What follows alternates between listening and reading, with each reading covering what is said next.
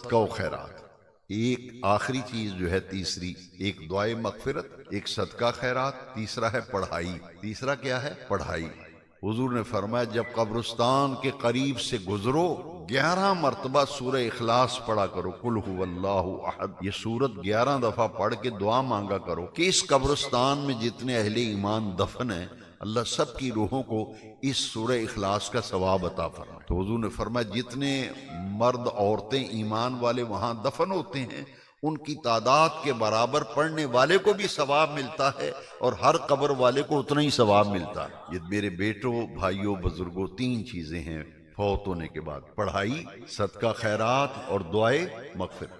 اچھا یہ کام الگ الگ کریں تب بھی ٹھیک ہے، یہ کام جدا جدا الگ الگ کریں تو تب بھی ٹھیک ہے، اکٹھے کریں تو تب بھی ٹھیک۔ اس کی ایک مثال میں دیتا ہوں، یہ مسجد میں پنکھا لگوایا نا، صدقہ جاریہ کا پتہ کیا مطلب؟ ایک صدقہ ہے کہ آپ نے دیگ پکائی ہے تو لوگ کھانا کھا کے چلے گئے، جو کھلایا ہے اس کا ثواب قبر میں پہنچتا ہے۔ یہ ختم شریف پہ جو کھانا بنایا جاتا ہے یہ مہمانوں کی خدمت کے لیے نہیں، یہ غلط فہمی دور کر لیں۔ یہ اصل میں ہوتا ہے کہ امیر ہو غریب ہو کسی کو آپ پانی کا گلاس بھی پلائیں گے تو اس پر بھی ثواب ملے گا۔ تو جب لوگوں کو کھانا کھلائیں گے اس پر جو ثواب ملتا ہے نا کھانا کھلانے پہ، وہ قبر میں پہنچتا ہے، اس لیے یہ بات ذہن میں رکھیں کہ ایک ہے صدقہ جاریہ، کھانا کھا لیا ثواب مل گیا، بات ختم ہو گئی۔ ایک ہے صدقہ جاریہ، مسجد میں قرآن شریف لا کے رکھا ہے الماری میں، لوگ تلاوت کریں گے، مسجد میں پنکھا لگایا، نمازی نماز پڑھیں گے، قالین بچھایا، سب بچھائی، مسجد میں ٹوٹیاں لگائیں، پمپ لگوایا،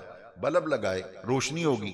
تو جب تک ان چیزوں سے لوگ فائدہ اٹھاتے رہیں گے، جس کی طرف سے صدقہ کیا جاتا ہے وہ زندہ ہو تب بھی ثواب پہنچتا رہتا ہے، فوت ہو جائے تو تب بھی قبر میں ثواب پہنچتا رہتا ہے۔